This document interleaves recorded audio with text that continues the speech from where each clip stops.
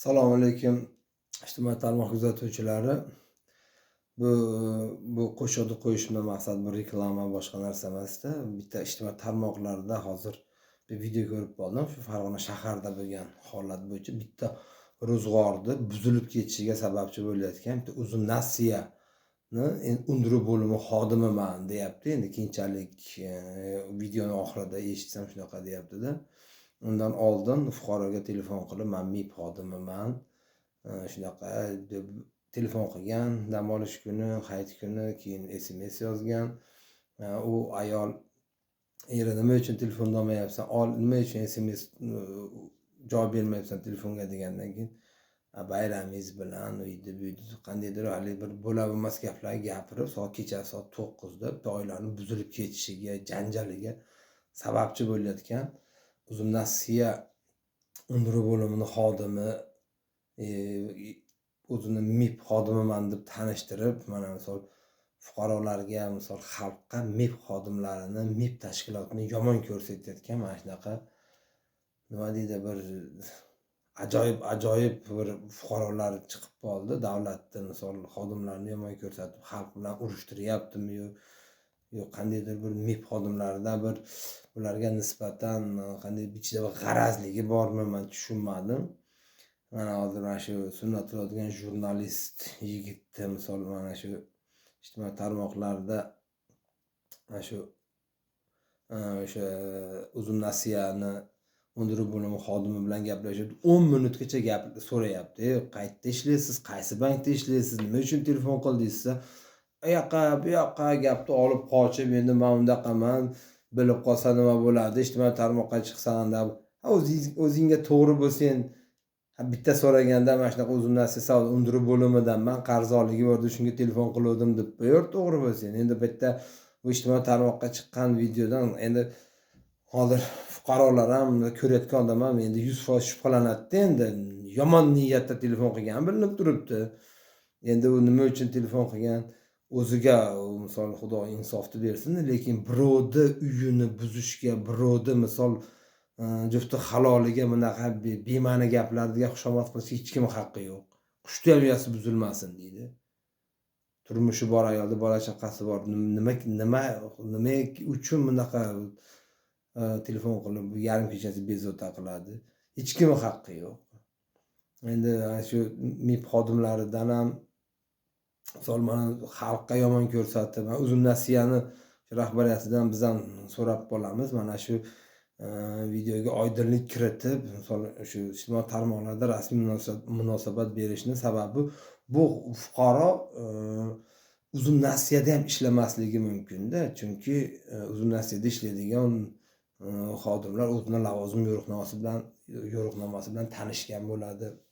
Qaysi paytlarda telefon qilish kerak, fuqarolarga qanaqa gaplashish kerak, muomala madaniyati menimcha ishga kirayotgan xodimlarga tushuntirilgan bo'lsa kerak deb o'ylayman. Mening bilishimcha bu fuqaro uzun nasiyada ham ishlamasa kerak. Bilmadim, mana o'zlaring qisqacha qo'yib beraman. O'shanda ham dam olish kuni basda-ki. Hamma hayitda dam olyapti turgan payt siz telefon qilib bitta oilani buzib yubordingiz-da sanaklar. O'shanda uni buzib yuboradigan gap bo'lib, aka bir narsa bo'lsa-aka, buzib yuboradigan gap bo'lmasa, aka siz gapirganim yo'q deyapman aka. Siz prof ekansiz aka. Ashi bank, qaysi bank xodimisiz aka? Men prosta ovora qilmay aka, ismingizni, familiyangizni ayting. Sizga nima yo'qmas, ovora qilaman aka. Yo'q, men sizni hozir baribir misol jurnalistni surishtirib o'tkazgani rahbariyatingizga boramizda. O'zingiz aytmaysiz aka. Siz o'sha majburiy ijrodan meni bularga ham tanishtirganingiz uchun aka. Majburiy ijrodan meni tanishtirmaganman o'zimni. Aka, majburiy ijrodan emas, undiruv bo'limidan deb tanishtiraman aka.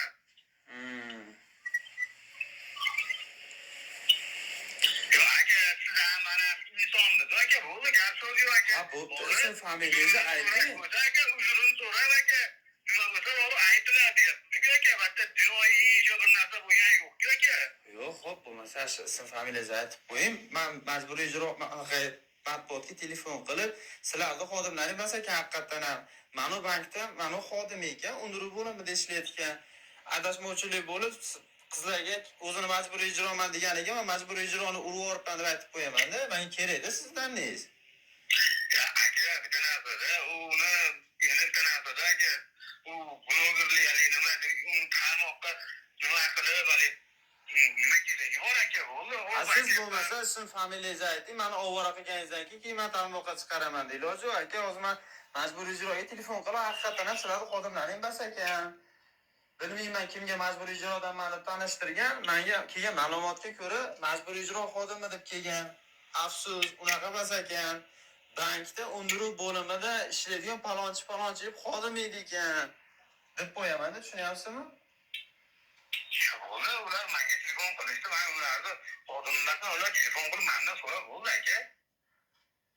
So'rab qo'ygan bo'lsa, nima ism familiyangizni aytamiz aka? Bank undiruv Yo, tinchlikda hamma hal qilish kerak-ku, bo'ldi aka. U vaqtda o'ylanib Mana o'zlaring eshitdilar, bu qisqacha ma'lumot edi. Bu qisqacha gapini javobi 10 minut, 12-13 minut misol gaplashgan. Oxirida keyin men majburiy ijrodan emasman, familiyam, ismim deb mana oxirida familiyasini aytyapti, keyin Uzum Nasiyada ishlashini aytib o'tyapti. Uzum Nasiyada ishlaysizmi misolda? Hamma ham erkak, hamma ham misol oilasi bor.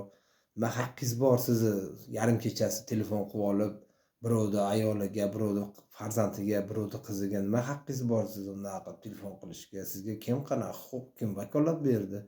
Tem bo'li hayit kuni, dam olish kuni Uzum Nasiyani rahbariyatidan shu rasmiy munosabat kutib qolamiz.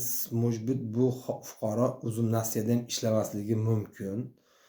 Sababi Uzum Nasiyada ishlaydigan fuqarolar, o'sha xodimlar o'zini lavozim yo'riqnomalarini juda yaxshi bilsa kerak deb o'ylaymiz. Agar mabodo ishlagan taqdirda ham ushbu xodimga nisbatan qonunda belgilangan chorani ko'rib, noto'g'ri xatti-harakat qilganini, chorasini ko'rib, ijtimoiy tarmoqlarga qo'yib berishlarini so'rab qolamiz. Bizni kuzatishda davom eting.